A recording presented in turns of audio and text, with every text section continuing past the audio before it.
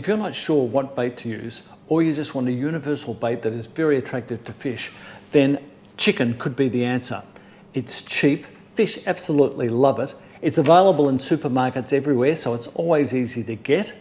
I'll show you how I prepare it, how I present it on the hook, and how I make it even more tasty so you'll get more than your fair share of fish.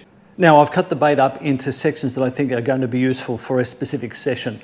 So if I'm going for larger fish, then I'm going to take one of these. So I'll put each one of these into a plastic bag. And what I'll do is if I feel I'm going to be in a big session, or if I'm going to go for really large fish, then what I'll do is I'll take a couple of bags. So I'll be taking 1, 2, or maybe even 3 of these for a session. But it does mean that for $9, I've got this much bait, which is at least 3 to 4 sessions. So it becomes very cheap that way. I used to think that chicken was only a saltwater bait because I'd caught mullet, I'd called whiting, brim, snapper, flathead, trevally, and a range of other fish. But then I've found that you can use it in freshwater as well. People are catching Murray cod on it, they're catching carp on it, and they're catching other species as well. So it has a wide variety of uses. Now there's a number of ways to present chicken. I like to either use it in strips, in chunks, or trimmed. I'll show you how I do that on these hooks. So first off, if we're looking at the big hook and I wanted to present a nice bait on that, the one thing I could do is just take this chicken long ways and then take off a reasonable segment about yay big, about this big, remembering this is a size 2.0 hook. And then what I would do is probably cut some of this off. This is a bait holder hook, so it would go through here.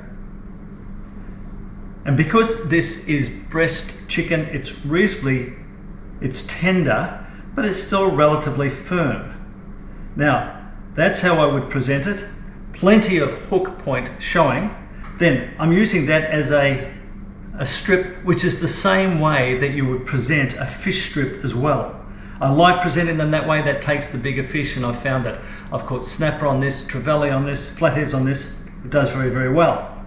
Now, if I want to use it chunked, then I do, or cubed if you like, then I just do the same thing. All I'm doing is taking a section off and I'm just making it a sort of almost a square chunk, as if you are using a pilchard chunk. So all I do with that is just take a piece off, and that's what I would put on that hook anyway. If I was going to go down in size of hook, then I can do the same thing where I use a chunk that is that big, and I just make sure that the hook goes through it and plenty is showing. And likewise with the other hooks I do the same thing. The only thing that happens then is that if you get the pickers, if you get the little fish that pick, just like they do with any other bait, they will be grabbing the bait at the base down here, not necessarily taking the hook, so picking it down here. So that's when you can trim. So you've got your chunk, but what you can do is start to trim that. If you're losing baits, start to trim it so that you've got only pretty much hook and hook point there. There's not a lot that they can grab, because when you get down to a hook this size, if you're going to put a piece of bait on it, then you are getting down to very small pieces of chicken. Making sure your knife is nice and sharp. Okay, so what you're doing is you're getting down to these small pieces, and yet on something this size, something just like that, make sure there's plenty of hook point showing, something like that, you can still get good brim and mullet and garfish on these types of baits of this size with that size hook.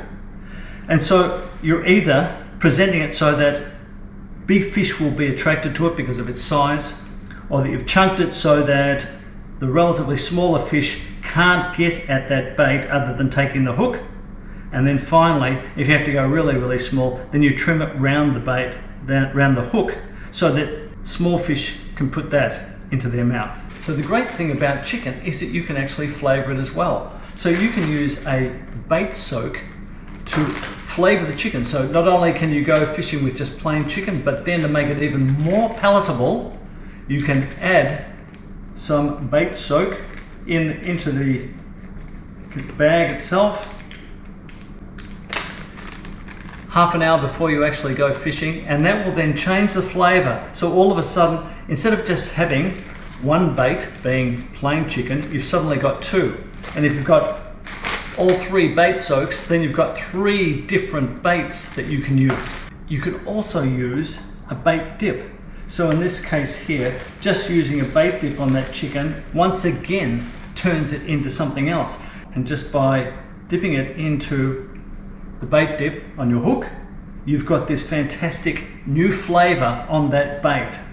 I've put all of the chicken into the freezer now, ready to go whenever I need to go out fishing, which is great. The only thing to remember is that you only ever freeze this once. In other words, I got it from the supermarket. I don't think they freeze the chicken, so it was cold there, so it wouldn't degrade. I've put it in the freezer to preserve it for when I need to go out. If I go out and I don't use it all, or if I have it in my esky and I don't use it and it thaws out, if I put it back in the freezer and then try to use it again, it goes really soft. So the thing to remember is only ever freeze it once. Do not use refrozen chicken as bait. You'll find it gets so soft that the fish will just pick it off quite easily.